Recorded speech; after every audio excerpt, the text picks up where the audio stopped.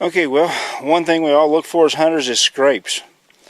And I've said it once, a couple times in videos, I think I've said it more than that. Deer will scrape all year long. Like I said, it is February 2nd. This scrape is cleaned out. It's clean. I'm trying to get up. There's the licking branch. Now, what's really so wild about this is, this was not here back the first week of November. Due to me buying a new house and moving in that, I hunted the first, second week of November, and that was it for the end of the year. And this is here now. This wasn't here. Now, what I'm going to try to show you, of course the sun's lighting up now, it's going to make it harder. There's even a couple rubs down this trail. So, you know, sun's getting lower and lower. There's rubs. Here's a scrape. Now, as you notice, the scrape, we can't see any tracks in it right now, but well, I do see some tracks. There is a couple tracks there. Could be doe, could be buck. Sorry if I made you dizzy. That's why I say get out. Another thing, during your hunting season, I can't stress it enough there either. Let me see if I can widen this out so you don't have to keep over. During the hunting season, I will take right around mid-October, I'll come through the woods and I do what I call a quick recon of the area. And basically is I rub my boots down in EverCalm and I pick a way I want to go and I start looking for deer sign. And I mark it, I make my notes.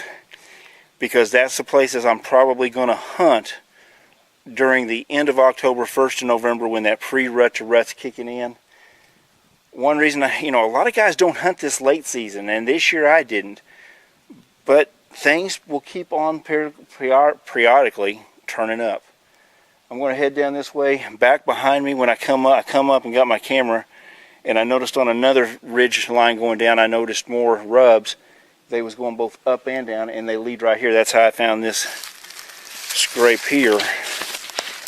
Whoa, sorry about that. And that's another thing. If you've got if you've got private ground, it's easy to do. Public ground you can, but if you've got a private place to hunt, depending on how many acres you got, try to leave an area that is thick. That could be bedding. Leave it alone like a sanctuary. Never go in it or only go in it once a year. And on this location I'm on today, it gets hunted heavy. I'm here. A lot of people hunt this almost like hunting private ground, but from what I've seen, there's certain areas that I haven't seen anybody in, so I kind of leave them alone too.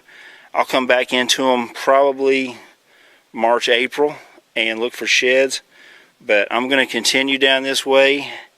But I really did want to show you, I was glad we found that scrape and the licking branch.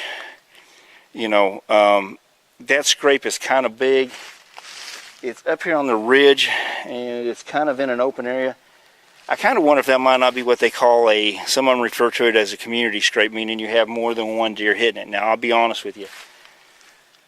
Seeing that, I will probably come in here next year, put a camera on it, and see, I don't know, I might put some estrus, I'll probably put some estrus in that, and see if I can't see what deer's using it. There's enough trees around here. Also, what I'm doing right now is some of the places I'm looking at when I'm walking through this woods and I find sign, like finding that. First thing I did when I found it, I started looking at the trees around it and seeing what cover there was. That tells me that was made towards the end of the season when the leaves are falling. So I've already picked like two trees in here that I could possibly play different wind directions on. And that's what you want to do this time of year. Make your notes, find this sign, find the trails. When you find the trails, like I showed you that one earlier in this woods, that big heavy thing going down to feeding, that tells me right there those deer are pinching down into that area going out. So, I mean, putting a stand up along there, having you a stand site, you can't beat it. And I'm looking through the woods. I want to get going because I'm seeing more deer sign. I'm kind of getting excited here. I'm like a kid in a candy store. And that, like I said, I'm going to turn the camera around here and let you see. I mean, anybody that's spent any time in the woods,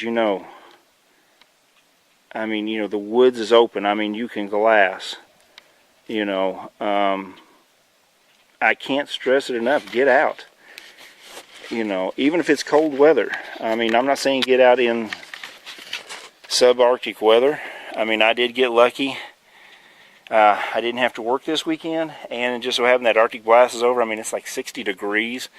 It is kind of windy, but hey, you know what? It's nice. Matter of fact, I'm actually sweating in this hoodie. But I'm out. Get out. You know, the only way you're going to be able to be successful is you've got to be out here with the deer. There's a lot of tools we're going to talk about, and I'm going to cover scouting even more in depth as we go. But, you know, some people, they talk about pre-season scouting. They talk about doing it in the summertime, going out and watching cornfields, putting mineral and stuff out like that. I never stop. I use a lot of trophy rocks, and that's one of the things I was doing today is I was looking at a couple of areas. I got to get a couple rocks in here. You know, but I'm looking through here, and I'm just fine. I'm seeing more and more deer sign that was not here last time I was here, and this tells me that maybe due to hunting pressure or food sources, these deer pattern are changing, and they will. I mean, you know, it's just like a human. If you know, if we're always used to traveling Road A to get to McDonald's, and for some reason Road A gets knocked out, yeah, we're going to find Road B. Or let's say McDonald's is nowhere the happening spot, and it happens to be Taco Bell. Well, then we're going to be taking a new path to get to Taco Bell. And that's what deer are doing.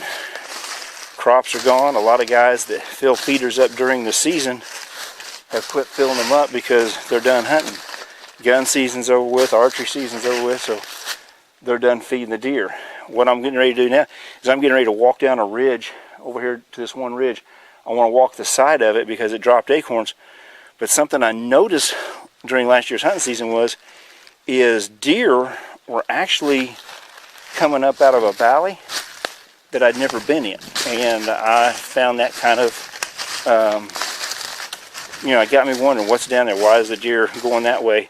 Because where my stand was set, my stand was set on a trail going to a food source. Now that stand is set probably 500 yards or better in the woods. But one day when I got out of my stand, I walked a different way out. I found that the neighbor had put in a salt block where that trail goes over onto him, and it changed the deer's pattern a little bit. But with the deer not coming down that one trail, it got me wondering too, did they possibly get shot at? Or, you know, something spook them. So, like I said, I'm losing light. It's after 5:30. It's going to start getting dark, so I want to try to get to back up towards the field, because the only light source I have with me is on my cell phone.